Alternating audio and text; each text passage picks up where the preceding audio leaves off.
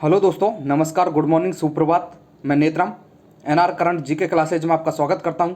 आज 11 अक्टूबर 2020 के जितने भी महत्वपूर्ण प्रश्न बन सकते थे उन सभी का इस वीडियो में डिस्कशन करेंगे। दोस्तों, यहां पर मैं जो भी प्रश्न लाता हूं बहुत ही अच्छे लेवल के प्रश्न होते हैं जिनके परीक्षा में आने की संभावना अधिक से अधिक होती है।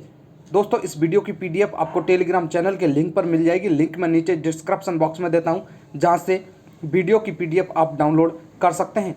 दोस्तों, हम बढ़ते हैं आज के मोटिवेशनल कोट की तरफ। आज का मोटिवेशनल कोट देखिए, यह है आज का मोटिवेशनल कोट। सक्सेस की सबसे खास बात है कि वो मेहनत करने वालों पर फिदा हो जाती है। दोस्तों, सफलता उसी को मिलती है जो मेहनत करता है। जितना ज़्यादा मेहनत करेगा उतना ज़्यादा सफल होगा, उतना अच्छे से सफल होगा। तो दोस्तों, मेहनत कीजिए और अपने लक्ष्य को हासिल कीजिए, अपनी मंजिल को हासिल कीजिए। दोस्तों, बढ़ते हैं आज के पहले प्रश्न की तरफ। इस वीडियो के पहले प्रश्न की तरफ देखिए, यह है आज का पहला प्रश्न। हाल ही में फोर्ब्स की तरफ से जारी रैंकिंग में कौन लगातार 13वें साल भारत के सबसे अमीर लोगों की सूची में पहला स्थान पर है? तो दोस्तों, ऑप्शन बी इसका सही आंसर है मुकेश अंबानी। मुकेश अंबानी इसका सही आंसर है। फोर्ब्स ने साल 2020 के टॉप 100 अमीर व्यक्तियों की लिस्ट जारी कर दी है।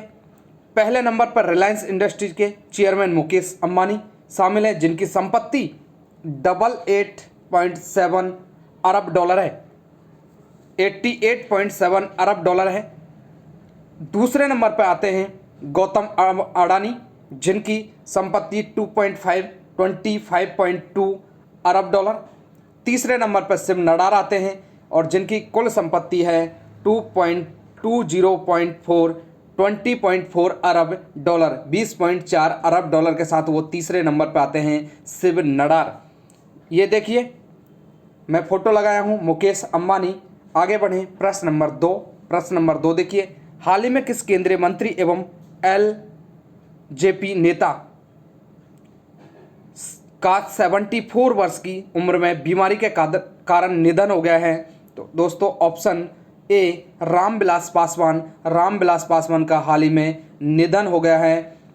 रामविलास पासवान पिछले कुछ समय से अस्वस्थ थे और दिल्ली के एक अस्पताल में उनका इलाज चल रहा था और हाल ही में उनका निधन हो गया है।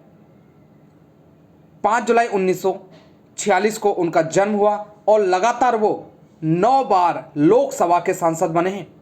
1977 के चुनाव में बिहार के हाजीपुर में से उन्होंने रिकॉर्ड 5.5 लाख मतों से अधिक वोटों से उन्होंने चुनाव जीता है। उन्होंने 2005 में अपनी पार्टी बनाई थी, लोक जनशक्ति पार्टी, और उसी साल बिहार के बिहार में विधानसभा चुनाव हुए थे, उसमें उन्होंने 29 सीटें जीतकर सबको हैरान कर दिया था।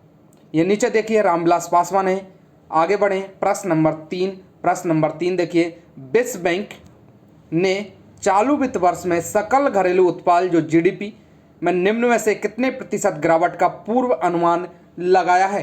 तो दोस्तों, ऑप्शन सी 9.6%, 9.6% गिरावट का पूर्व अनुमान लगाया है। विश्व बैंक ने कहा है कि भारत की आर्थिक स्थिति इससे पहले के किसी भी समय की तुलना में काफ़ी खराब है। उसने कहा है कि कोरोना वायरस महामारी के कारण कंपनियों और लोगों को आर्थिक झटके लगे हैं। इसके साथ महामारी के प्रसार को थामने के लिए देश भर में लगाए गए लॉकडाउन का भी प्रतिकूल असर पड़ा है। विश्व बैंक की बात कर लेते हैं। तो स्थापना 1945 में, मुख्यालय वाशिंगटन DC जो USA में है, अध्यक्ष डेविड मॉलपास हैं। कुल देश यहाँ इसमें हैं 189 देश विश्व बैंक के सदस्य देश हैं। सिद्धांत इसका है working for world free for poverty. ये इस विश्व बैंक का सिद्धांत है। प्रश्न नंबर 4 देखिए दोस्तों, बहुत अच्छा प्रश्न है। ये आपको किसी न किसी परीक्षा में अवश्य देखने को मिलेगा। इस पर स्टार लगाइए। युद्ध सेवा मेडल पाने वाली पहली महिला निम्न में से कौन बनी है? ऑप्शन बी मिंटी अग्रवाल को एयरफोर्स डे पर युद्ध सेवा पदक से सम्मानित किया गया। वह पहली महिला हैं जिन्हें युद्ध सेवा पदक मिला है। वायुसेना दिवस पर एयर चीफ मार्शल आपको पता है RKS भदौरिया हैं ने मिंटी अग्रवाल को पदक से सम्मानित किया। बालाकोट एयर स्ट्राइक की कार्रवाई में स्क्वाड्रन लीडर मिंटी अग्रवाल ने उड़ान नियंत्रक के अहम भूमिका उन्होंने निभाई थी, इसलिए उनको ये पदक मिला है। नीचे एक फोटो दिया हूँ, ये है मिंटी अग्रवाल। प्रश्न नंबर अगला देखिए, प्रश्न नंबर 5, विश्व डाक दिवस वर्ल्ड पोस्ट डे निम्न में से किस दिन मनाया जाता है? तो दोस्तों 9 अक्टूबर को वर्ल्ड पोस्ट डे मनाया जाता है।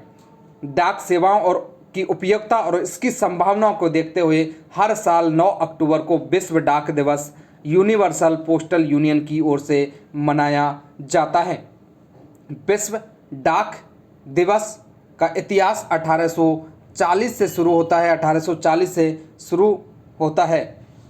आगे बढ़ें, ये एक फोटो है वर्ल्ड पोस्ट डे। प्रश्न नंबर अगला देखिए, प्रश्न नंबर 6, हाल ही में किस राज्य के मुख्यमंत्री ने किसान रथ मोबाइल ऐप को लॉन्च किया है? तो दोस्तों ऑप्शन डी असम के जो मुख्यमंत्री हैं सर्बानंद सोनोवाल ने राज्य में आयोजित एक कार्यक्रम में क्रेता विक्रेताओं नेटवर्क को बढ़ावा देकर कृषि उत्पादों की समय पर बिक्री की सुविधा के लिए किसान रथ मोबाइल ऐप लॉन्च किया है। उन्होंने ये भी कहा है कि असम के किसानों के लिए देश भर में उनकी उपज का अधिकतम लाभ प्राप्त करने के लिए कृषि व्यवसाय को बढ़ावा देने हेतु एक नया वाहन होगा।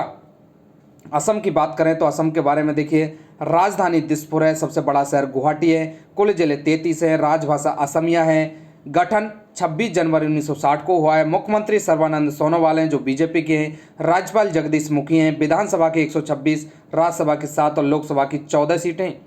आगे बढ़े दोस्तों, प्रश्न नंबर 7, भारतीय रिजर्व बैंक ने जम्मू कश्मीर बैंक के चेयरमैन और प्रबंध निदेशक CMD आर के छिब्बर का कार्यकाल कितने महीने के लिए बढ़ा दिया है? तो दोस्तों 6 महीने के लिए बढ़ा दिया है। ऑप्शन ए 6 महीने के लिए छिब्बर का कार्यकाल बढ़ा दिया है। भारतीय रिजर्व बैंक ने बैंक के चेयरमैन और प्रबंध निदेशक RK छिब्बर का कार्यकाल 10 अक्टूबर 2020 से 6 महीने के लिए बढ़ा दिया है। रिजर्व बैंक ने जून 2019 में जम्मू कश्मीर बैंक के अंतरिम चेयरमैन और प्रबंध निदेशक के रूप में RK छिब्बर को नियुक्त किए जाने को मंजूरी दी थी। RBI की बात करते हैं। RBI के बारे में देखिए, रिजर्व बैंक ऑफ इंडिया इसका पूरा नाम है। इसकी स्थापना 1 अप्रैल 1935 को कोलकाता में हुई। मुख्यालय मुंबई महाराष्ट्र में है। गवर्नर शक्तिकांत दास हैं जो 25वें गवर्नर हैं। प्रश्न नंबर अगला देखिए, 8वां प्रश्न नंबर 8, विश्व दृष्टि दिवस निम्न में से किस दिन मनाया जाता है? तो दोस्तों अक्टूबर के दूसरे गुरुवार ऑप्शन बी इसका सही आंसर है। यह जागरूकता का एक वार्षिक दिन है जो कि अंधेपन और दृष्टि दोष पर वैश्विक ध्यान केंद्रित करने के लिए है। इस साल विश्व दृष्टि दिवस वर्ल्ड साइट डे 8 अक्टूबर 2020 को मनाया गया है। विश्व दृष्टि दिवस 2020 की जो थीम थी वो थी होप इनसाइट, ये इसकी 2020 की थीम थी। फोटो देखिए, world site day 2nd Thursday of October. प्रश्न नंबर 9 देखिए, प्रश्न नंबर 9, हाल ही में अफगानिस्तान और किस देश ने पंज और आमू दरिया नदी बेसिन के अद्वितीय पारिस्थितिकी तंत्र के संरक्षण हेतु किए जाने वाले प्रयासों को मजबूती प्रदान करने के लिए एक द्विपक्षीय समझौता ज्ञापन पर हस्ताक्षर किए हैं? तो दोस्तों ऑप्शन ए तजाकिस्तान इसका सही आंसर है। यह समझौता अफगानिस्तान और तजाकिस्तान को जलवायु परिवर्तन एवं जैव विविधता के नुकसान को रोकने हेतु समाधान खोजने के लिए एक संरचित ढांचा प्रदान करता है। आगे बढ़ें दोस्तों, प्रश्न नंबर 10 देखिए, यूरोपीय संघ की संसद ने 2030 तक कितने प्रतिशत उत्सर्जन में कटौती के लिए मतदान किया है? तो दोस्तों ऑप्शन सी 60%, 60% इसका सही आंसर है। यूरोपीय संघ ने संसद ने 1990 के स्तरों की तुलना में 2030 तक उत्सर्जन में 60% तक की कमी लाने के लिए अपने जलवायु लक्ष्य को अद्यतन करते हुए मतदान किया है। इससे पहले यूरोपीय संघ ने 2030 तक 40% उत्सर्जन को कम करने का लक्ष्य रखा था। विश्व वन्य कोष और अन्य गैर सरकारी संगठन 2030 तक उत्सर्जन में कम से कम 65% कमी पर जोर दे रहे हैं। चीन दुनिया का सबसे बड़ा कार्बन उत्सर्जक देश है और जर्मनी की अध्यक्षता में ये मतदान किया गया था। आगे बढ़ें दोस्तों, प्रश्न नंबर 11। प्रश्न नंबर 11 देखिए, हाल ही में किस देश ने हाइपरसोनिक क्रूज मिसाइल जिरकॉन का सफल परीक्षण किया है? तो दोस्तों ऑप्शन डी इसका सही आंसर। रूस ने hyper supersonic cruise missile Zircon का सफल परीक्षण किया है। रूस के रक्षा मंत्रालय ने बताया कि इस मिसाइल का परीक्षण बेरेंट सागर में किया गया है। यह मिसाइल ध्वनि की तुलना में 8 गुना ज़्यादा स्पीड से 450 किलोमीटर की दूरी तय कर सकती है और अपने नकली लक्ष्य को तबाह उन्होंने वहाँ पर किया था। रूस ने यह परीक्षण ऐसे समय पर किया है जब उसका अमेरिका के नेतृत्व वाले नाटो देशों के साथ तनाव चल रहा है। इस हाइपरसोनिक मिसाइल की जो रेंज है वो 450 किलोमीटर रेंज है। रूस की बात करें तो राजधानी मॉस्को है, सबसे बड़ा शहर भी मॉस्को है। राष्ट्रपति व्लादिमीर पुतिन है, प्रधानमंत्री दिमित्री मेदवेदेव हैं, मुद्रा यहाँ की रूबल है। आगे बढ़ें दोस्तों, प्रश्न नंबर 12 देखिए, केंद्रीय मंत्रिमंडल ने हाल ही में भारत और किस देश के बीच साइबर सुरक्षा के क्षेत्र में सहयोग को लेकर समझौते MOC पर हस्ताक्षर को मंजूरी दे दी है? तो दोस्तों ऑप्शन ए जापान इसका सही आंसर है। केंद्रीय मंत्रिमंडल ने हाल ही में भारत और जापान के बीच साइबर सुरक्षा के क्षेत्र में सहयोग को लेकर समझौते पर हस्ताक्षरों को मंजूरी दे दी है। तो दोस्तों ऑप्शन ए इसका सही आंसर है, जापान। आगे बढ़ते हैं दोस्तों, जापान की बात कर लेते हैं। तो जापान के बारे में देखिए, राजधानी टोक्यो, राजभाषा जापानी, सम्राट नारुहितो हैं और प्रधानमंत्री अभी बने हैं योशिहिदे सुगा। इससे पहले शिंजो आबे प्रधानमंत्री थे और उन्होंने स्वास्थ्य कारणों के कारण अपने पद से इस्तीफा दिया। उसके बाद प्रधानमंत्री योशिहिदे सुगा बने हैं। यहाँ की जो मुद्रा है वो येन है। आगे बढ़ें दोस्तों, जो हमारा आज का प्रश्न रहेगा जिसका जवाब आपको कमेंट बॉक्स में देना है। प्रश्न है, हाल ही में सुरेंद्र सिंह अन्ना को किस बैंक का CFO नियुक्त किया है? तो दोस्तों सही आंसर कमेंट बॉक्स में देना है। यहाँ CFO की फुल फॉर्म आपको मैं बता देता हूँ, चीफ फाइनेंशियल ऑफिसर नियुक्त किया है। किस बैंक का आपको कमेंट बॉक्स में लिख के बताना है। कल के प्रश्न की बात करें, नासा ने भारतीय मूल की किस दिवंगत अंतरिक्ष यात्री के नाम पर एक वाणिज्यिक अंतरिक्ष यान लॉन्च किया है? तो दोस्तों ऑप्शन बी इसका सही आंसर है, कल्पना चावला जो ऑप्शन है बी, इसको मैं हाईलाइट किया हूं।